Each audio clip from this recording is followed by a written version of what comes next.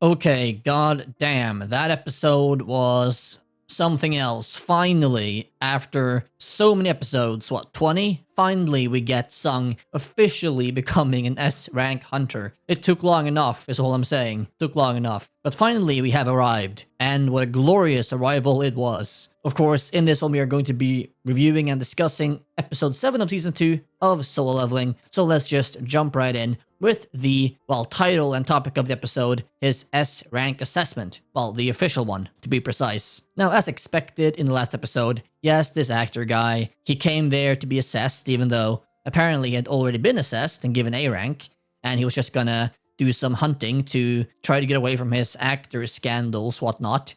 But of course, Sung comes in for his assessment. He has no idea what's going on, but reporters are all over the place. And, well, of course, in the end, the actor gets absolutely overshadowed, and he whimpers to himself, "But my rehabilitation, my PR, no, don't go." And while I did enjoy that bit, of course, it also served as a very convenient device for the reporters to be at the entrance there, ready for Sung to, well, be assessed as S rank, and then have this massive sort of public announcement of it, which wouldn't have been the same if the actor hadn't gotten all these reporters there in the first place, etc. So while the actor shtick was fun and I enjoyed that aspect of the episode, especially when the actor, tries to go after Sung into the assessment chambers, like, "Hey, I'm supposed to be assessed here too, okay, And Woo just like takes off his glasses, like, "I don't care who you are," just giving him almost like a killer stare, "Be cordial, behave yourself." And the actor, while being given A rank, just feels like he shits himself. It's like, "Okay, Manager Wu,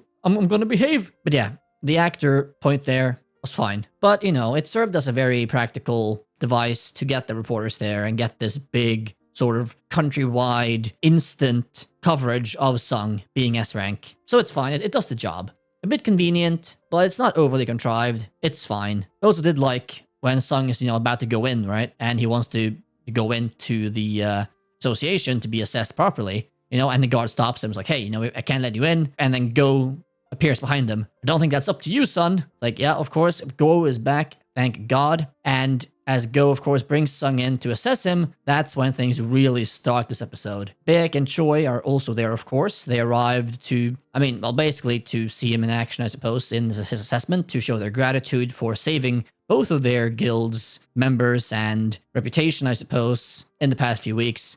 And, of course, also to try to recruit him because, well, he is a monster. The reactions, though, from both of them and Go as well, when Sung just releases his summoning power, which isn't even all of his power, but just releases some of his magical energy, their expressions are priceless. Especially Go. Go has this absolutely priceless facial expression. I was like, "God damn. Okay, yeah, I dig it. But even just Go and Baek too, it's like they can just feel the immense power behind the assessment doors. And they're like, "Holy crap, this guy is insane. His levels are off the charts." Even Baek making the comment of, "Goddamn. At this point, he can even overpower me." Like, that says something. I also want to quickly mention, though, that Baek and Choi, they have some, sort of fun, nice, sort of friendly rivalry, it seems like. When they're both sort of picking at each other at the beginning of the episode, of both of them trying to, snag Sung. And I like to see that. It was nice to see. Of course, Sung gets his S rank assessment. Naturally. He gets classified as a mage, though, which is interesting to me. Really, a mage? Well, I guess he only did showcase his summoning magic to Go and the assessment person, but technically he isn't a mage per se. Well, he's a necromancer, right? So I guess that goes under mage because there isn't a necromancer class. But technically, he's a mage, he's an assassin, he's a healer. He's technically everything, right? So I feel like you should just fill every single box, but fine, mage it is. I guess that fits enough. And they aren't really used to anyone having any more than one class of skills. So it makes sense. Still, though, it would have been nice to see the entire class card be filled up. But yeah, he's just everything in one. Literally the complete package. Of course, the when Sung goes out, when he tries to ignore Baek and Choi, when they're trying to get to sit him down and try to talk them into joining the guilds of each of them, right? He just ignores them, walks out the front door, forgets, of course, it's still filled with reporters, and yes, then we get the very expected and welcome and also funny reveal scene of every single person in the country and seeing how they react to Sung, well, officially being the 10th S rank in the country's history. Starting with Sung Yi and his sister.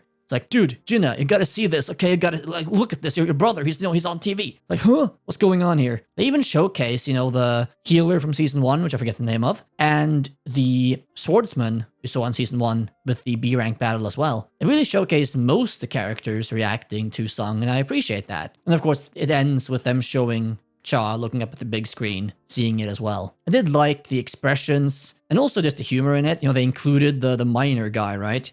That said Sung was a serial killer last episode. And it was like, yeah, I knew it. He was on TV. Yeah, he probably did some weird shit. And then he sees he's an S rank. And that shriek or that, I don't know, squeal he made me chuckle out loud for sure. It's like, what is that noise? Well, I guess he shit himself. He's not going to be making any more snide comments at Sung, that's for sure. But yeah, every expression, every reaction to the assessment there, I enjoyed. It was good. It was nice to see them even covering, all these characters they haven't really seen in a while, and just seeing how all of them just sort of just getting the news. And of course, Sung isn't interested in answering the press, so he, I guess just literally jumps out of there at light speed so no one even sees him. I don't think he even used any skills. He just literally jumped over them, I guess, and no one saw him leave. It's like, yeah, bye, bitches. Like, okay, Sung, bye-bye. This, of course, again, leaves both Choi and Baek at a loss for words, being like, wow, well, he's a mage, but he is physically insane as well, somehow. Should that even be allowed? I don't know. But of course, this also makes Baek, very intrigued. You can just see his expression, his eyes, his everything, as he realizes, wait, he's even more powerful than before, than after the Red Gate. How is that even possible? And we get another scene later where Baek maybe finds out or realizes that, what if he didn't reawakened? What if he's simply a hunter that can become stronger over time? I am really interested what they might do with that moving forward. Like, if Baek is actually going to, look into this, research this, or, try to explore this concept more. Because in this world, right, this has never happened, as far as I know.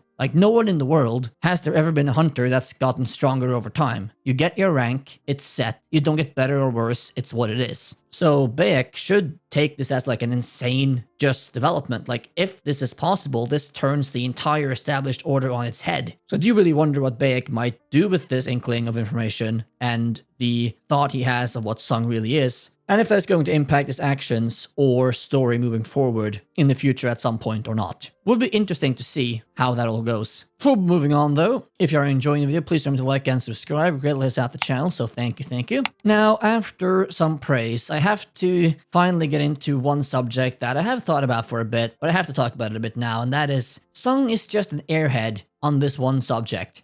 And he's causing Jin-Ho problems, I would say, because of it. So Sung has just decided that, he isn't going to join any guild, including Jin-Ho's, as we find out, and he declines his offer to join. Because Sung believes that he can't be in any guild because it would hamper him, or he would, I suppose, have responsibilities, and he wouldn't really have the autonomy or independence to do what he wants in terms of, clearing the demon castle, or just doing things he believes he has to do on his own. But I mean, Sung, hello. You can literally set literally any demand in the world to any guild, especially Jin-Ho, literally any conditions at all, doesn't matter what they are, all the autonomy you want, all the independence you want, all the money, resources, anything you want, you will get. No one will say no to anything you want in a contract or agreement with any guild, period. So you don't have to act like joining a guild will mean you'll be saddled with responsibilities or things you have to do. You can literally just get any conditions in the world you want. You're that powerful, you have that much pull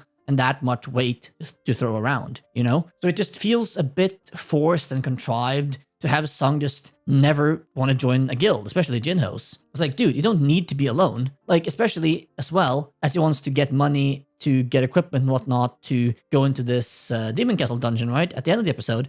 You could have gotten a massive cash advance from especially Jin-Ho or any guild for just signing up with them, even in some very light way, and gotten more than enough money to buy anything you want, right? It just feels like Sung is a massive airhead on this one subject. Dude, you can get literally any conditions you want. It isn't as bad as you make it out to be. And in this case, because he says no to, Jin-Ho included, he kind of just causes problems for Jin-Ho because, of course, this puts Jin-Ho at odds with his father, was he couldn't secure Sung, which in turn sort of means his father, well, is not happy. And it ends with Jin-Ho moving out and, well, losing his position as the guild leader, I suppose. And then also Jin-Ho decides to sort of just be Sung's, well, support player, his assistant, with whatever he needs. But I mean, Jin-Ho could have still been that as the leader or owner of the guild that Sung could have joined. Like, nothing is standing between him having that job and assisting Sung.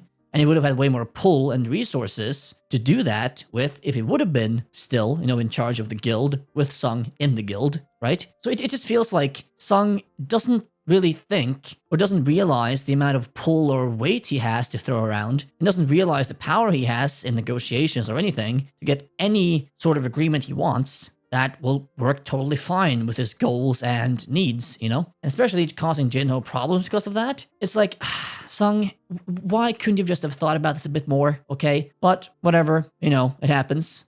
I guess Sung is just very adamant about being alone for now. Guess we'll see how that goes. It just feels very counterproductive is all. And hopefully Sung will come to his senses and realize that, he can just do whatever he wants basically, and it won't impact his autonomy or ability to do anything he wants to do. In the future sometime. We can only hope and pray on that subject. Moving on though, I have to comment a bit specifically about the humor and, laughs in this episode because, yeah, I mean, I had a ton of fun in this episode. Like, I laughed a lot, I smirked, I, giggled. It was definitely a very entertaining, fun episode. I think the most sort of humorous episode we've had so far. I loved just like the expressions, the sort of small jokes here and there, and all the minor elements throughout the episode that just made me smirk and have a fun time watching it. For example, when Sung is going to buy these items, and the store manager or the clerk there, showing him this equipment. Yeah, here's the price for this. Of course, Sung can't afford it, but then the store person there says that, yeah, but if you can break the glass, it's free. And Sung, takes him at his word and is almost going Super Saiyan about to break the glass before the store manager, clerk, whatever, then interrupts him. He's like, oh, please, sir, no, I was joking. Please don't break the glass. Security will come. Okay, please, I was joking, please. Oh, right, you were joking. Oh, sorry, right. No, I totally wasn't going to break the glass. No, totally. Okay, Sung, you took that a bit too literally. So sadly, no free stuff for you. Even though we do, of course, see that even though he didn't touch the glass, yeah, he still almost broke it. I guess that's how it is being Omega powerful. Just your aura is breaking things now. Incidentally though, Sung also found the infinite IRL money glitch, as apparently he can just buy items from the sort of player store, whatever you want to call it, and they fetch a very high price in the real life market for gear. So he didn't have to sell the Orb of Avarice, which was his whole reason for really becoming S rank officially too. So whatever, I guess. Didn't need to do that in the end anyway. And now I guess he will practically have infinite money because he can just keep buying in-game or in-store player items and selling them at a massive profit, or well, at a pure profit to these stores. So no more money or gear problems. Good for him, I suppose. But yeah, just the small things of humor in this episode, like when he arrests these personal guards of Tusk from last episode to guard Jinna. Like, yeah, where's the fourth one? There were 4 guards, right? And the one guard is like pointing up. It's like, oh yeah, I smashed that one so hard into the ceiling I couldn't arrest him. Right, my bad, I forgot. Or just when Tusk, gets the orb and tests out his fireball attack, literally blasts an area so wide, the monster and everything else is just gone. It's like, yeah, that's a bit powerful. I'll have to be careful with that moving forward. Yeah. Sung definitely working smart as well, though. Literally auto-farming levels with his summons, not even working himself in the demon castle, letting his summons do all the work for him while he sits and relaxes. I think the one moment, though, in the episode that made me laugh the most, even though I probably shouldn't have. Not sure if it was supposed to be like a funny moment or not, but when Sung sees that, some of his minions are being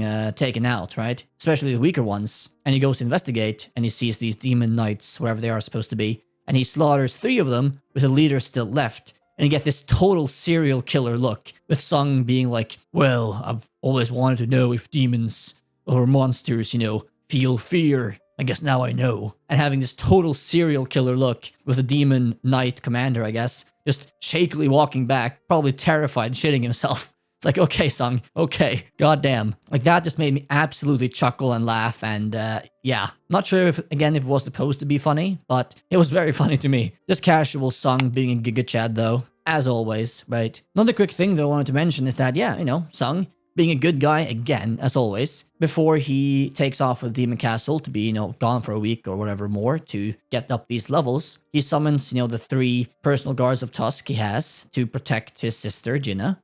Good guy protecting your sister, especially in these trying times, when he has now been outed as an S rank. Yep, smart. And I guess he single-handedly is making the entire city safe as he uses his summons to patrol the city. I mean, I guess he's sort of like a one-man band vigilante machine. So I guess the city is safe from crime at this point. So, good on him, being a good guy as per usual. To end off the video, though, I want to talk a bit about Jin-Ho again, Jin-Ho's father, his new sickness, and, well, some other things. One comment Jin-Ho made, before Sung went into the Demon Castle again, is that he says, do you want to get even stronger? When Sung says that, he's going on like a training trip, basically. And that made me think and ponder of like, really? Wait, does Jin-Ho know that Sung like levels up and that he becomes stronger over time? I mean, Jin-Ho has seen Sung, from a way lower level to now. He's, been in tons of dungeons with him and when they were doing C rank gates. So maybe he saw him becoming stronger. But Jin-Ho doesn't know, right? Like, it's never been established that Jin-Ho knows that Sung is a hunter that levels up or becomes stronger over time, right? I don't think so, which I suppose means that he only meant training and becoming stronger as in a general sense of, you really need to train, you're already strong enough, you're already, officially S rank. But it did make me wonder if Jin-Ho actually knows. If anyone knows if the source material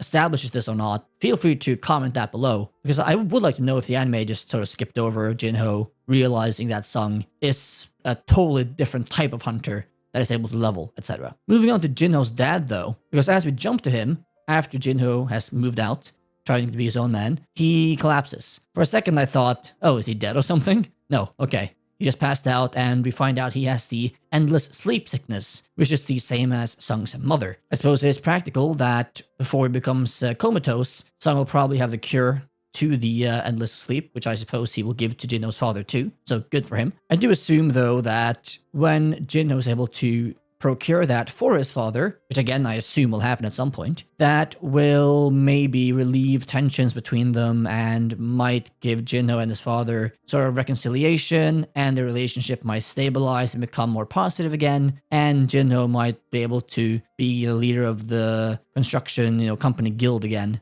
or not. They can do a lot with that, though, so we'll have to see exactly what route they go for. But I assume something like that is very possible. One comment the father made, though, was also interesting to me, because the father, in his hospital bed, comments that, since this sickness only affects people that are too weak to magic power or don't have any resistance to it, does that mean, the world is like culling us for being too weak in this new world order, basically? And that made me wonder and think of like, I wonder actually if, the system or whatever else it might be, like a god or whatever else that might exist in this world, I wonder if like the endless sleep sickness is some sort of like, some sort of culling. Like, is it a manufactured sickness that they are trying to cull all the weaker individuals left in humanity to make way for, these magically empowered people for some reason, for some purpose? I mean, I have no idea, but it did make me very quickly ponder that, because I feel like that comment from the father has to mean something when he says it like that. But maybe I'm just going off on a tangent and it means nothing. Who knows? Would be interesting, though, if they do anything more with that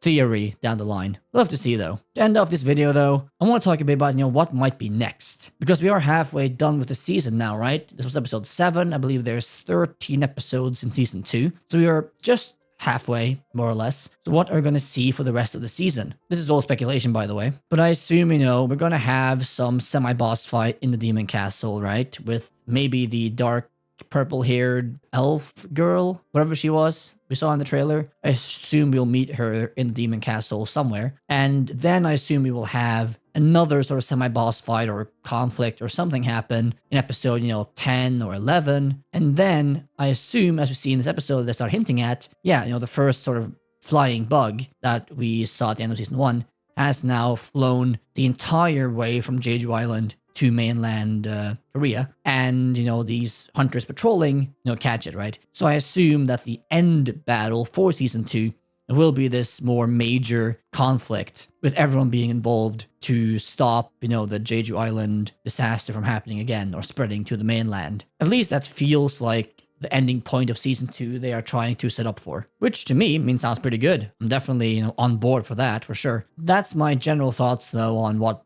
might possibly be coming next in the rest of season 2. And I'm on board for anything really, so very much looking forward to it. As a whole though, another good episode, another very fun, entertaining episode. It was a nice sort of chill episode after the very action-packed boss fight last episode, and they started setting up for maybe like a bigger-esque boss battle between Sung and the demon something in the demon castle next episode. And as I said before, it was very fun. A lot of good sort of jokes and expressions and just moments that made me chuckle and laugh and have a really good time. They seem to be able to balance sort of the humor and the action and everything really well in this show. The comedic moments never really seem over the top, but they seem very fitting, and they do a good job of making the show feel more light and not as heavy at times, which I appreciate. But let's not ramble on for too long. I've already been here long enough already. That being said, what do you think of this episode or this season so far? Like it, hate it, leave all those thoughts down below. Of course, remember to like and subscribe if you enjoyed the video. Greatly helps out the channel. If you want to be extra super supportive, check out my Patreon in the description, become a member. Would greatly appreciate that support. That being said, hope you have a good day, keep watching anime, and I will see you all next time. Bye-bye.